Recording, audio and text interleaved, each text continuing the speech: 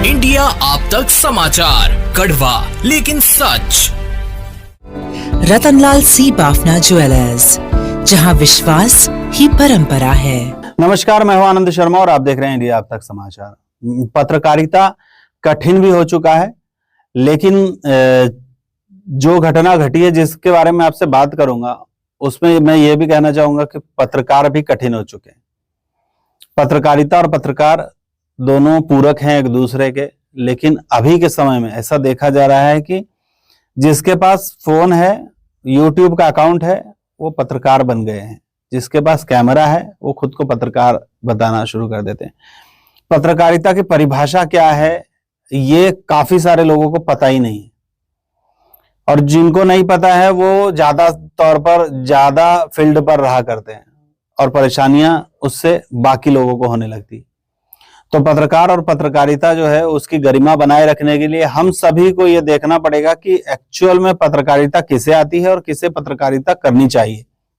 मैंने पहले भी कहा था, फिर कहता हूं, सरकार को, हमारे जो एडमिनिस्ट्रेशंस हैं, उनको ऐसे नियम कानून बनाने चाहिए, एक शीट बनानी चाहिए, एक रेखा बनानी चाहिए कि आखिरकार पत्रकार कौन है। क्या कोई पढ़ा लिखा होना चाहिए, कुछ उसके लिए डिग्री के ऑप्शंस होने चाहिए, कुछ होना चाहिए, उसके बाद ही पत्रकारिता की जा सकती है। ऐसे कुछ नियम कानून होना चाहिए। फिलहाल भारत में ऐसा कोई कानून नहीं बना है। ऐसा सूत्र बताते हैं कि जल्द ही ऐसा कानून बनेगा। ये सारी बातें मैंने इसलिए कही कि जो लोग ऐसे पत्रकार हैं जिन्हें पत्रकारिता नाम का पी भी नहीं आता है, वो लोग पत्रकारिता कर रहे हैं, और उनकी वजह से जो लोग अच्छे पत्रकार हैं, जो लोग सच्चे पत्रकार हैं, जो लोग वाकई में पत्रकारिता करके समाज की सेवा कर रहे हैं, उन लोगों को कष्ट होने लगता है। और इसी मामले को लेकर अभी एक केस दर्ज हुआ है महानगर पालिका उपायुक्त गणेश चाटे के लिए, जलगांव शहर के शहर पुलिस थाने में। उन्होंने एक पत्रकार महोदय का कैमरा छीन लिया। बताइए, कैमरा छीनने की कोई जरूरत है? सरकारी अधिकारी हैं यार आप क्या पत्रकारिता, किसी पत्रकार का कैमरा छीन लेंगे?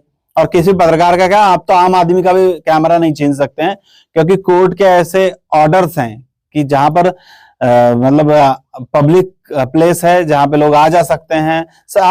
आप कैमरा क्यों छीन रहे हैं? आपने चोरी की है क्या कोई? अगर आपने गलत नहीं किया तो आपको कैमरा मतलब उससे छीनने की जरूरत क्या है? और आप कैमरा छीन रहे हैं गणेश चाटे साहब, इसका मतलब कहीं ना कहीं आप गलत हैं, तभी इस तरह की बौखलाहट दिख रही है। अब तो आपके खिलाफ केस हो चुका है, ऐसा सूत्र बता रहे हैं।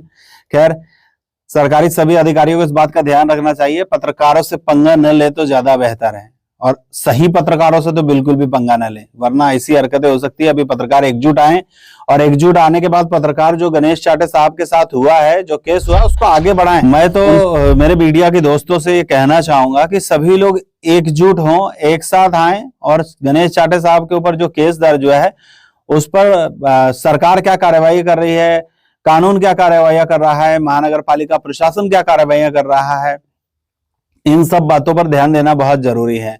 जरूरत पड़े तो मुख्यमंत्री, उप मुख्यमंत्री तक भी जाना चाहिए हम लोगों को, क्योंकि ये आज गणेश चाटे जी ने कैमरा छीना है किसी पत्रकार का, कल कोई भी छीनेंगे। देखिए, जो प्रॉपर पत्रकार है उनके साथ तो ऐसा होना ही नहीं चाहिए, जो लोग सही काम कर रहे हैं।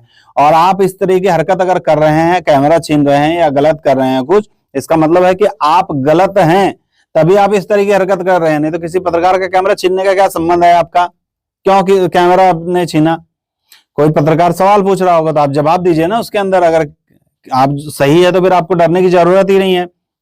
इस बारे में दीपक कुमार गुप्ता जो है हमारे पत्रकार साथी के साथ गए थे, उन्होंने भी पत्रकार की इस लड़ाई में साथ दिया है।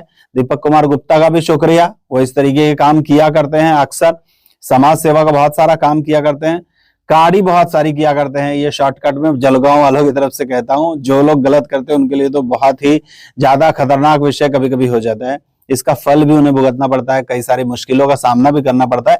लेकिन दीपक गुप्ता जो है वो सारी मुसीबतों से बाहर निकल कर आते हैं, और अब वो मतलब तपता हुआ लोहा जो रहता है ना, लोहा तपता है तो फिर लाल हो जाता है, पिघलता है और फिर कुछ अच्छा बन जाता है। शायद आगे चलकर ऐसा कुछ दीपक कुमार गुप्ता कर पाए। फिलहाल तो विषय पत्रकारिता और पत्रकार का है, तो सही और सच्चे पत्रकार का सम्मान कीजिए, इसी में सबकी भलाई है। जळगावची नवी ओळख वस्त्रनगरी. घटस्थापनेपासून नवीन वास्तू. सुरेश कलेक्शन्स अँड क्रिएशन 80 फुटी कांदळदा रिंग रोड, राधाकृष्ण नगर चौक, छत्रपती शिवाजी नगर, जळगाव. सौंदर्य विश्वाची 73 वर्षांची परंपरा. Suresh collections and creation, Jalgaon.